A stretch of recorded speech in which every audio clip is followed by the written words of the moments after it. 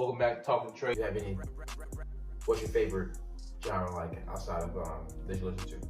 Like, is it just raw rap? You listen to R&B, pop, rap? I listen to a lot of R&B, but my music taste expands from outside of hip hop and R&B. I listen to like a lot of rock songs, like Breaking Benjamins. I listen to some Kane Brown, a little bit of country. Kane Brown, bro. I mean, everybody kind of listens to Jelly Roll, but I go back to like Johnny Cash. Hey, the Jelly Roll, very people don't know him, man. Well, real Jelly Roll fans know, but fucking he bursts out still. He just not the country Jelly Roll. He got rap shit and all kind of stuff. Like people know Jelly Roll as just a country artist and stuff. You know? No, he's more than a country artist, man. He more like Jelly Roll. I do like Jelly Roll. Like I didn't really like when I first heard him. I listened to maybe a couple songs. Not gonna say I wasn't interested, but it's not something that at the time it wasn't something that I would just keep on put on a playlist or whatever. But the more I listened to him, it was I'm listening to his words, and you know he's a storyteller. I'm a storyteller. When I write music, I write real life shit, what I'm going through, and I think that's what kind of separates me from the rest of Minnesota is I'm a storyteller. I like to get people knowing, you know, who I am, not rap about being in the club or wishing to have a Ferrari or whatever, driving in a Ferrari because, bro, I got a 2013 Buick Renault and I drive a fucking 2002 Yamaha R6. Like, I'm not gonna rap about that. I mean, so when I listen to Jelly Roll, I'm kind of relating to it because I'm a storyteller. And he did a song called Creatures with Tech Nine and Chris Calico. And bro, that song is what really got me into like his music. Like I was listening to shit before that, but Creatures, man, that was like the damn, I can really fuck with this. Now I got him on playlist now and shit. So yeah, Jelly Roll, he's more than just like country and rap. He's a storyteller, you know. That makes sense, you know. Yeah, I fuck with Jelly Roll, bro. He's definitely influential, bro. He's real. I fuck with Jelly Roll even more because those who don't know, those who watch me, y'all definitely know. I'm a big wrestling fan. And Jelly Roll, he wrestled at last year's SummerSlam. He wrestled? Yeah, he tagged. Yeah, that's why he lost a lot of weight last year. Because he wanted a journey to get in shape for a wrestling ring. And he tagged team with Randy Orton last year against Drew McIntyre and Logan Paul. So I have to show you some clips of that, bro. He did his thing, bro. He did a good ass job. So shout out Jelly Roll, and yeah, shout out for the fucking IWC. Let's fucking get it. Bet. Plug, bro. Yo, is there anything you want to plug, G? Anything coming up? I know we talk about the album shit, but is there any like any shows or anything like you got any videos you're working on or any collaborations, any other things you want to throw out there? Well, right now, I'm just getting back into the swing of like music. I feel like after COVID, it kind of slowed everything down and shit. Right now, my main thing is Darkness Cries. It's a free album, 20 songs. That's coming out next Friday, January 9th. And actually, you're featured on that as well. You know, I ended up throwing that track on there. Shout it out. So yeah, shout out to my boy here. Hopped on the Darkness Cries album. Did that shit effortlessly. One thing I'll say, man, is I take all my collabs serious, bro. Like, so, you know, when I hit you up for that collab, I know we talked about it in the past and all that. We never really got around to it, but life happens, man. Right. And, you know, everybody that featured on that project and just features in general, like I always appreciate because the problem with Minnesota, man, is the support, the lack of support. Yeah. I'll tell you right now, man, like I've reached out to artists in the past about collabing and, you know, they say they'll do it, but then they stop responding to you. And at the end of the day, man, like I've always been a person about humbleness, remaining humble. And I'll tell you right now, man, like me, Scam, Apollo, and Danny C, when I first signed with BNT, man, we opened up for MGK.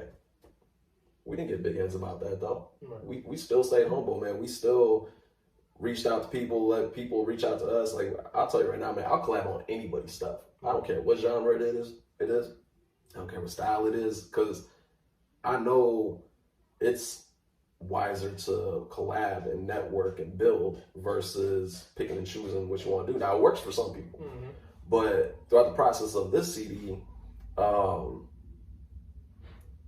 try reaching out, and it's like everybody acts a little Hollywood on it, you know. And I've always been a firm believer, like, you know, we still live in the same city, in the same state.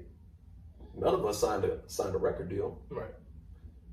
We're all working 9 to 5 jobs. Oh, definitely. So hopefully we all not working 9 to 5 jobs. Hopefully, but so why can't you collab with me?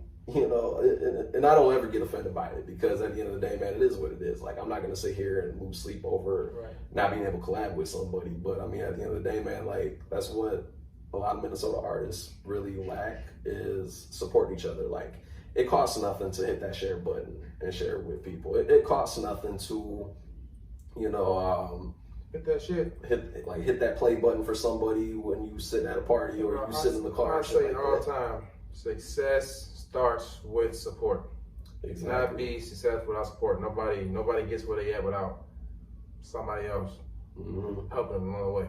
If they say they did, they either fucking sold their motherfucking soul, they fucking the devil, or they lying.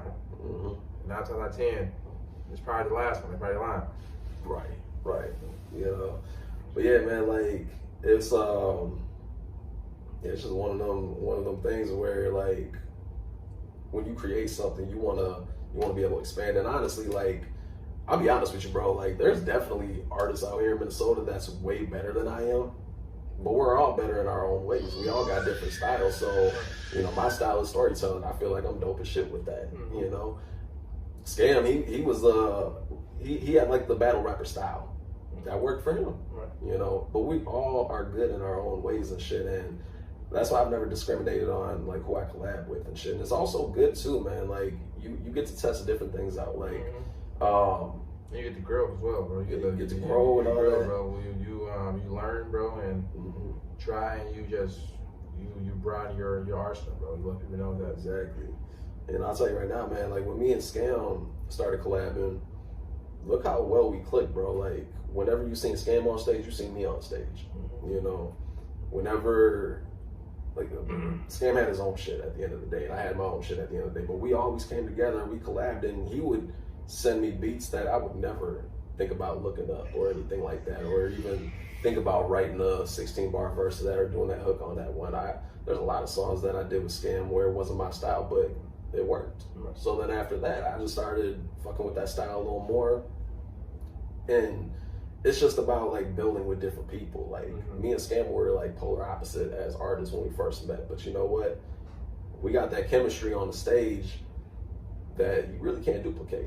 You know, you could be on stage with anybody, but at the end of the day, like, we back each other up with our vocals and shit. Scam, he raps fast. So there's gonna be times where breath control comes into play. And I'm picking up some of his words and shit like that, making it flow just right. And same thing with me. Like, there's songs where I perform where I'm just like consistently going and going and going and going and going. But like the last show I did, I didn't have Scam, but I had my backup vocals on the stage. So, you know, it's just about trying new things, because you never know what that outcome is going to be. So that's why I always push like being humble when it comes to being an artist. Because like I said, man, none of us signed a fucking record deal. We all still in the same state. So, yeah. Definitely. I know I just went down a fucking rabbit hole with that one question and shit, but passionate about it. Hey, look, intrigued, brother. I'm pretty sure the viewers will love it, bro. Just love, you know, I like when people talk, because we can better content, and people get to learn you. I get to learn you and shit, and you get the world get to know your story, feel me? Because we growing, and they get to see your growth, feel me? It's always good. Oh yeah, definitely. People see and look back and see, even you too, you look back and damn, what I was at this point in time, feel me? Where we're at now, you feel me? Yeah, man. That's good, bro.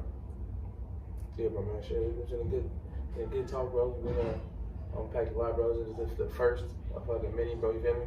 Oh yeah. We got a lot to do off camera, feel me? We got a lot of videos to share and shit. So we definitely gonna log in ourselves, man. You know, Once again, it's the first of many. I'm with my boy Free. Much love, Talk with Trey. This is the one and only Trey Wiggins.